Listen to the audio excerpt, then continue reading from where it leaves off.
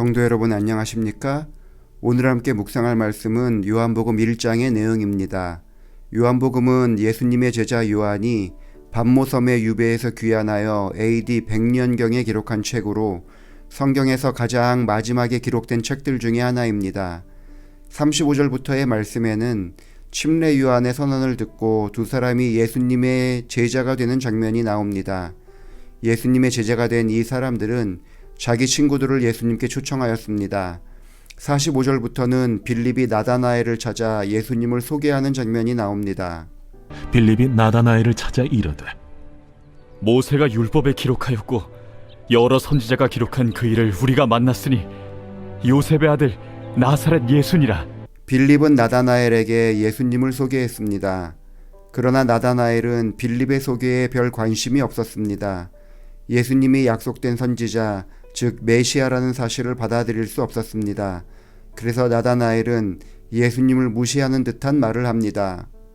나다나엘이 이르되 나사렛에서 무슨 선한 것이 날 수 있느냐? 와서 보라. 성경에서 사람을 소개할 때에 누구의 후손 혹은 누구의 자손으로 소개하느냐와 어느 지역의 누구로 소개하느냐는 다른 의미를 가지고 있습니다.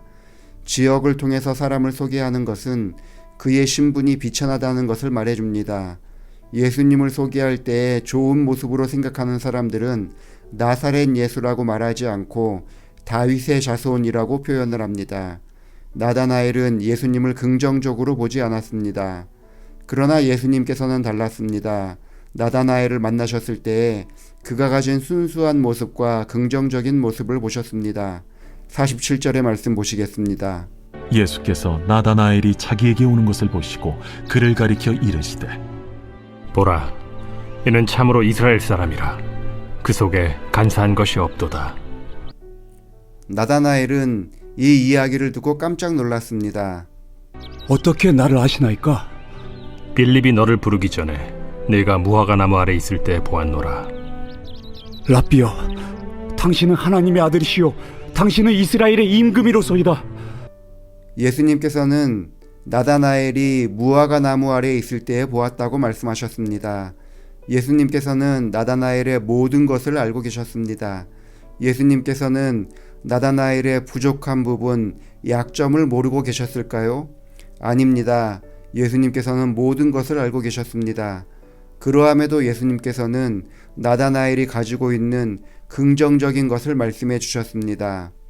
우리가 예수님께 나아갈 때에 예수님께서는 우리들의 좋은 점을 찾아내어 인정하여 주십니다. 사람들은 다른 사람의 약점을 더 쉽게 발견하고 그 단점을 통해 그를 바라보려는 습성이 있습니다. 사람들의 실수나 그들이 했던 잘못된 점들을 이야기하면서 그 사람이 이러이러해서 나쁘다라는 것을 말하곤 합니다. 특별한 잘못이 눈에 들어오지 않는다면 하다못해 나다나엘처럼 그의 출신지를 가지고 부정적으로 평가하려고 합니다. 그러다 보니 하나님의 부르심을 받았다고 생각하는 사람들도 자신의 허물이나 약점, 그리고 과거의 실수 때문에 위축되어 버립니다. 좀 더 나아가서는 자기 연민에 빠지고 스스로를 비난하곤 합니다. 기회가 주어져도 두려워하고 용기를 내지 못합니다. 그러나 예수님께서는 하나님의 백성들을 만나실 때에 그들의 장점을 통해 그 사람을 바라보려고 하십니다. 아무리 달란트가 없어 보인다 하더라도 그 사람이 가진 작은 장점을 칭찬해 주셔서 변화시켜 주시는 분이십니다. 그렇기 때문에 예수님을 만나는 것에 두려움을 가질 필요가 없습니다. 예수님을 만나면 사람들이 변화됩니다. 불행한 사람들이 행복해지고 부정적인 사람이 긍정적으로 됩니다. 단점만 이야기 듣던 사람들이 더 이상 움츠러들어 있지 않아도 되고 예수님 안에서 자신감을 갖게 됩니다. 하나님의 사업을 하는 일에 겁을 먹었던 사람에게 새로운 용기를 허락하고 마음이 담대해집니다. 누구든지 예수님을 만나면 잘하는 것을 통해 하나님을 위해 더 일을 잘할 수 있게 만들어 주십니다. 50절부터의 말씀입니다. 내가 너를 무화과 나무 아래에서 보았다 함으로 믿느냐? 이보다 더 큰 일을 보리라. 진실로 진실로 너희에게 이르노니 하늘이 열리고 하나님의 사자들이 인자 위에 오르락 내리락 하는 것을 보리라. 나다나엘은 예수님이 자기를 긍정적으로 봐주시는 것에 감동하여 예수님을 따라갔습니다. 그리고 나서는 예수님께서 하신 말씀대로 더 큰 은혜를 눈으로 보게 되었습니다. 우리를 불러주시는 예수님의 제자로서의 사명을 기쁘게 순종하는 성도들이 되기 바랍니다. 순종함으로 말미암아 나도 몰랐던 내 장점을 이해하고 그것으로 주를 위해서 봉사하는 성도들이 되기를 바라면서 말씀을 마치겠습니다. 기도하시겠습니다.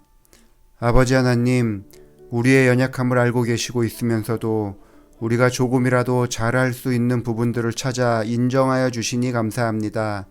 나보다 나를 더 잘 아시는 하나님께서 우리를 부르실 때에 두렵고 떨리더라도 감사한 마음으로 순종할 수 있는 용기를 가지고 살아가게 하여 주옵소서.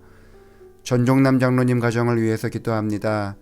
특별한 달란트를 허락하여 주셔서 교회를 위해서 다방면으로 봉사하게 하시니 감사합니다.